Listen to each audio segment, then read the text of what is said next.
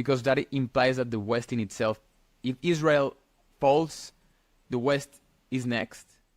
Well, I mean, so I don't know what's a checkmate, honestly, because Western audiences have been poisoned for decades, and you're seeing the effects of that now. So what you're seeing all over the world, which is very worrisome all over the West, is a consequence of two things. One is immigration of radical Muslims into the West.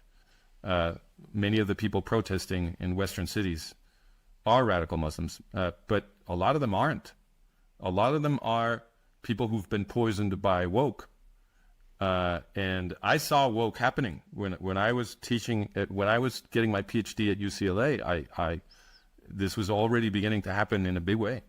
It wasn't as bad as it's now, of course. I mean, the rot in our university system has only continued to grow in the last half century. But I saw all of this happen, and how people were indoctrinated in these social science courses, grievance studies that they invented to convince people that the proper way to advance what they call social justice was for everybody to be at each other's throats, right? So this is what they did. They splintered the citizenry into smaller and smaller identities, and each identity was defined by its special grievance against the power structure and so forth. So instead of uniting us, the people who pushed woke have been dividing us into smaller and smaller tribes, all of them violently against each other.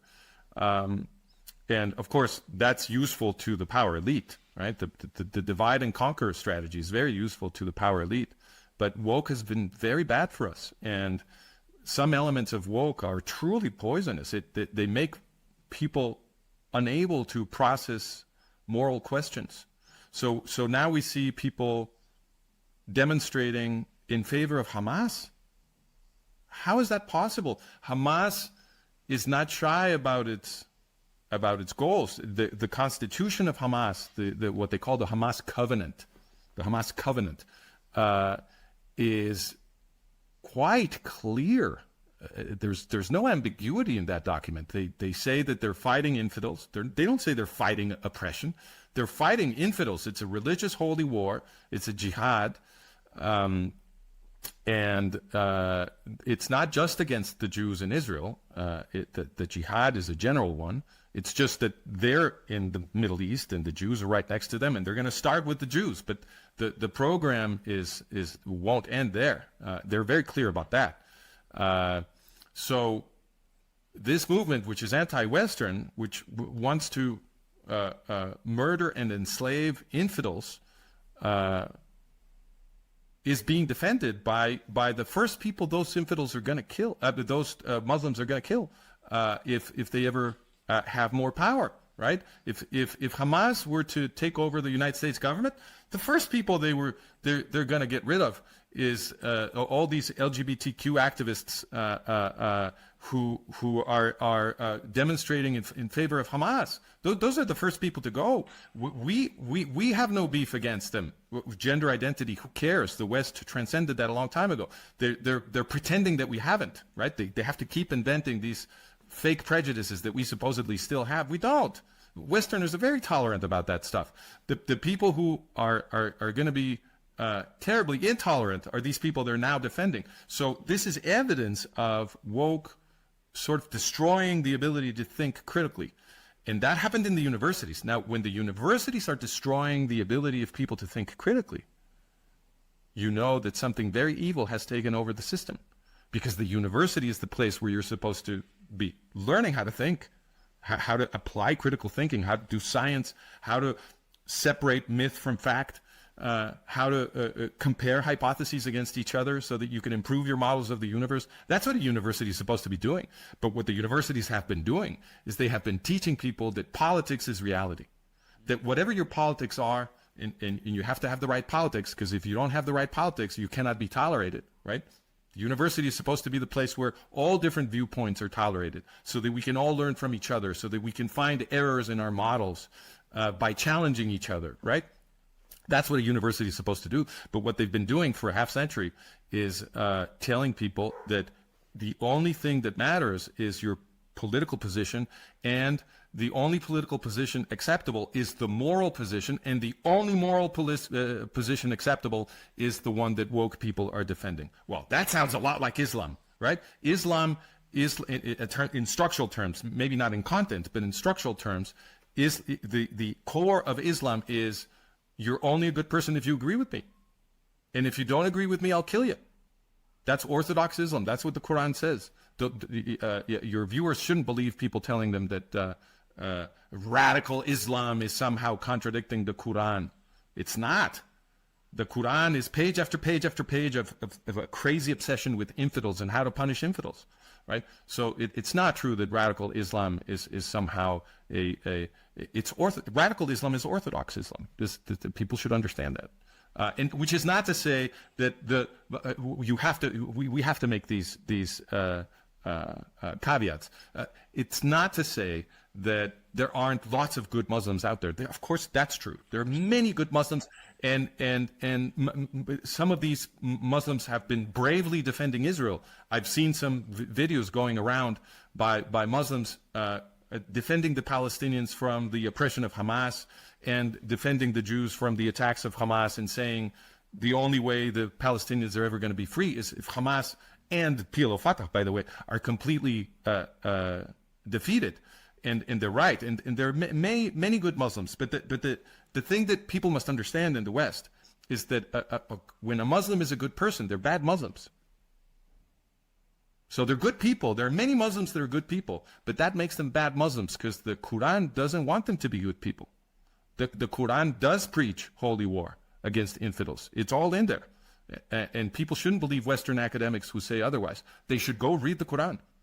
That's what critical thinking is. Critical thinking is not, oh, I'll see what the expert says, and whatever the expert says, especially if it's the expert that the right people chose for me, right? Then I'll believe him or her.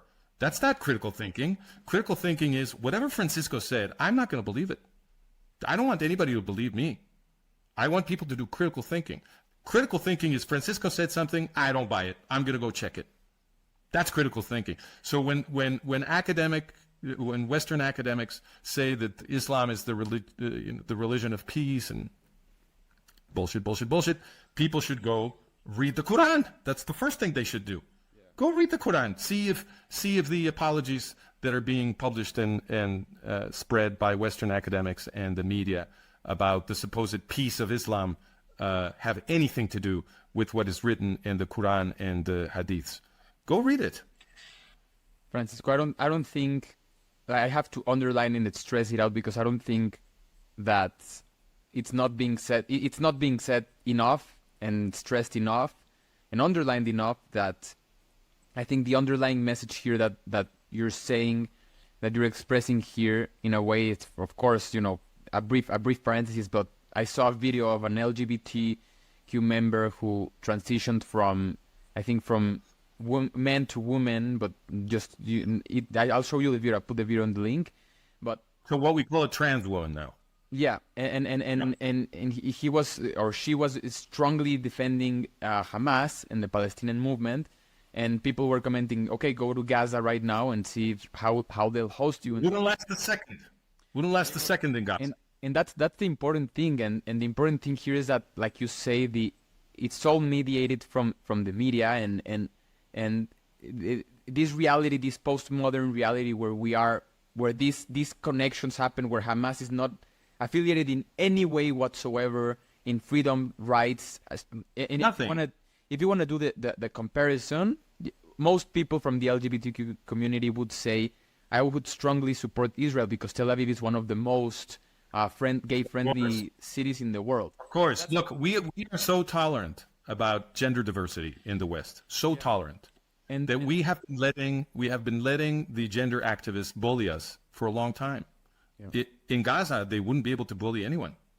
The only place where they can bully so-called conservatives and what they keep calling the extreme right, which of course the people who oppose woke, the great majority of the people who oppose woke, and I count myself among them, we're simply defending traditional Western democracy. So call us conservatives if you want, but the thing we want to conserve is democracy. The thing we want to conserve is the constitutional order, the tolerance of intellectual diversity, freedom of speech, freedom of thought. That's what we want to conserve. So if that makes us conservatives, okay. But what we want to conserve is democracy. That used to be a goal of the left, but the left has become totalitarian.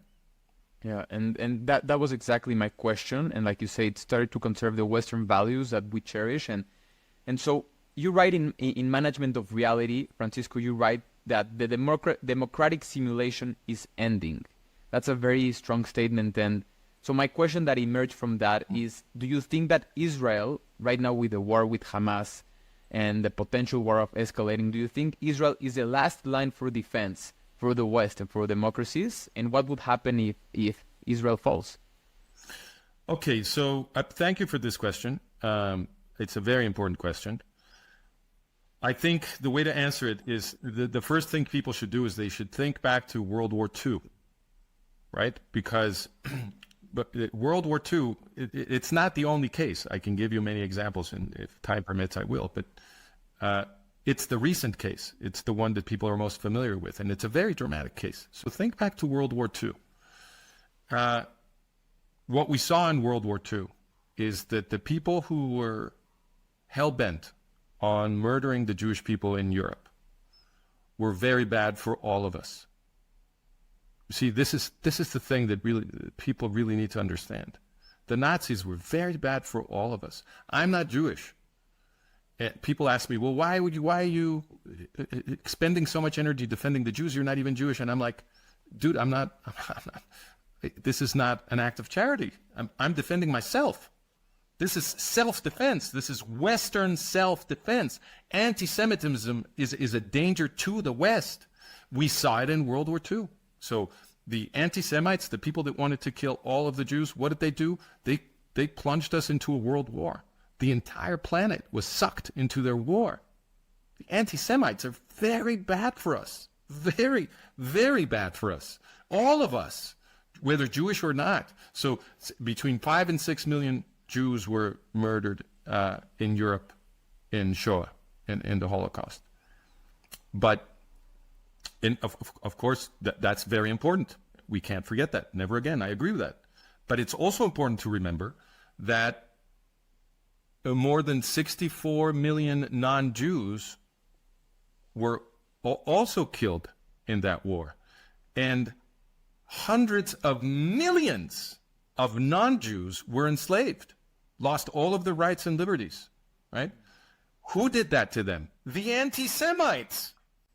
My God, how is it possible that people can't learn this lesson? The anti-Semites are a danger to all of us because anti-Semitism is the tool of totalitarian expansion. That's what anti-Semitism is, and it has been that for a very long time. Very long time. So if you go back in time to the late 19th century, early 20th century, who was killing lots of Jews? The Russian Empire. What was the Russian Empire? It was an autocratic, quasi-totalitarian nightmare. That's what the Russian Empire was. You go further back, who's killing the Jews? The Inquisition. Right? And who's running the Inquisition? Anti-Semites. They're organizing mass killings, forced conversions, expulsions of Jews, and they're also oppressing everybody else. All of the Christians were oppressed by the Inquisition, the Catholics and the Protestants, and before that, the Proto-Protestants. Everybody was oppressed. Anti-Semites are a danger to everyone. The modern West was created by a rebellion against the anti-Semitic ruling elites of the Western world. That's how the modern world was created. Now you go even further back to the Roman Empire, and you find the Roman Empire committing genocide against the ancient Jews, and the Roman Empire was also enslaving everybody. You see, so this is a pattern. This is a pattern. Anti-Semit, and the Roman Empire was totalitarian. So it's perfectly consistent. Perfectly consistent. And now we have Islam, the forces of radical Islam, calling for another genocide, preparing for another genocide, hell-bent on another genocide of the Jews. And what do they want for us? They also want to oppress us. All of us non-Jews, they consider us infidels. They'll start with the Jews, just like the Nazis started with the Jews.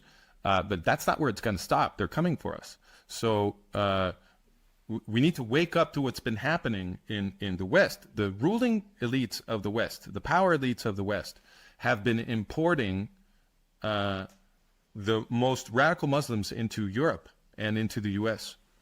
All of these mosques that have been going up in Europe have been built by the most radical Muslim states, by Qatar and Kuwait, I don't know how to pronounce it, Saudi Arabia, even Iran, but Turkey, which has had an Islamist government for a long time now. So all of these mosques have been built by radical Muslim states. The clerics in those mosques, this is not exactly a secret, have been preaching jihad against the European infidels. So our power elites have been doing the exact opposite of what we should be doing. Our relationship to Islam should be as a refuge for people like Ayaan Hirsi Ali. We should be the refuge where people who want to escape the slavery of the Islamic world can come here into the West and be protected by us and flourish with us in liberty and democracy. That's what the relationship of the West to Islam should be, not Western academics and governments apologizing for Islam and allying with Muslim states. No. The relationship should be the kind of relationship that was at least formal between the countries that were trapped behind the Iron Curtain and the Western free world.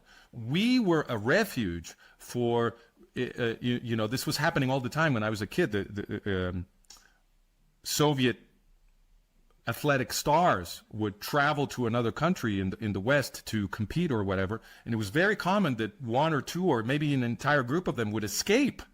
They would escape their jailers and defect. We called it defect. They would defect to the West, and then they would be protected in the West, and we wouldn't give them back. Right? To me, as a child, that was incredibly powerful. It made me realize that the Soviet Union was a gigantic prison.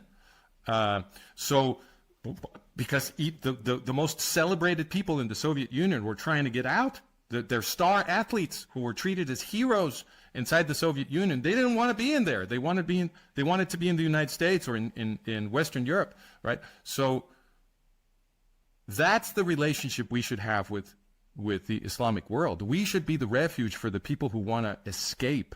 And this is something that Ayaan Hirsi Ali, who's been doing a tremendously good job of speaking to Westerners about Islam, right? That's what she's been trying to communicate, because she took refuge in the West. But the West has gotten so bad that Ayaan Hirsi Ali had to escape the Netherlands to the United States because radical Islamists were hunting her down in the Netherlands. Wow. Right? Because so many radical Muslims have entered Europe and begun to transform Europe. So I think that's the realization people need to have. They need to realize that anti-Semites, whether in Nazi form, whether in radical Muslim form, whatever form they take, the anti-Semites are bad for you. How can we not have learned this after World War II? It's just incredible. And the other side of this coin is that the Jews are good for us. There's a reason the anti-Semites in power want to kill the Jews. It's that the Jews invented liberal politics. People don't realize what they're reading when they read the Bible. The story of the origin of Jewish law, the political context of the origin of Jewish law is a slave revolt, a slave revolution. The Israelites were slaves of Pharaoh. And they staged the revolt with the help of God and so on, according to the story, right? But the important context is they were slaves. And once they revolted and escaped Egypt into the Sinai desert, then they received a new law. What is this new law for? Well, this is the law of the escaped slaves. The whole point of the law is to make sure that people will not be oppressed again. So, of course, there's very careful, explicit protections for widows and orphans and poor people. There's a very careful separation of powers. The priests cannot own land. Also, the king cannot be a priest, and so forth. So they separate political from religious power from economic power. So to make it harder for people to get oppressed, they created the law creates a huge body of lawyers, the rabbis, whose job is to make sure that people's rights are respected.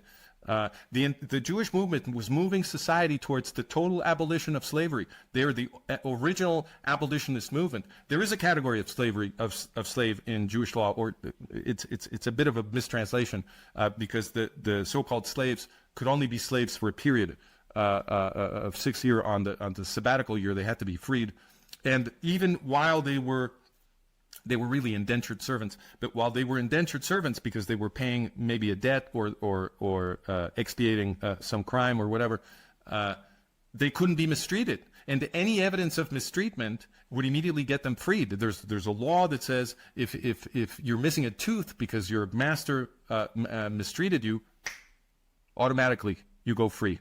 Right? They couldn't beat you, and they couldn't disrespect you either, because another law says that if you're a slave and you run away and you take refuge in somebody else's house, by law they cannot return you. They have to protect you. And then in the Talmud, these laws became even more compassionate. So the Talmud says that I believe this is Kedushin. It says that. Kedushin 28, I believe. I'll check it, but I believe that's where this quote comes from. They say the conditions of the slave should be identical to those of the master.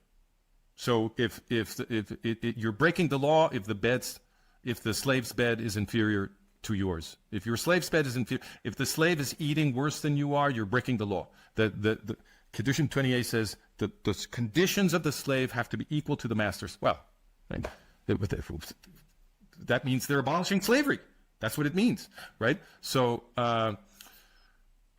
we have been under a process of increasingly effective Jewish influence for 2,500 years in the West. And what the Jews have done to the West is absolutely unbelievable. It's incredible. It's a miracle. The Jews started with the worst societies on earth. Greco-Roman societies of antiquity were absolutely the worst societies on the planet. They weren't throwing innocent people to the circus to be eaten by lions for the entertainment of the ruling elite in China. They were doing that in the West.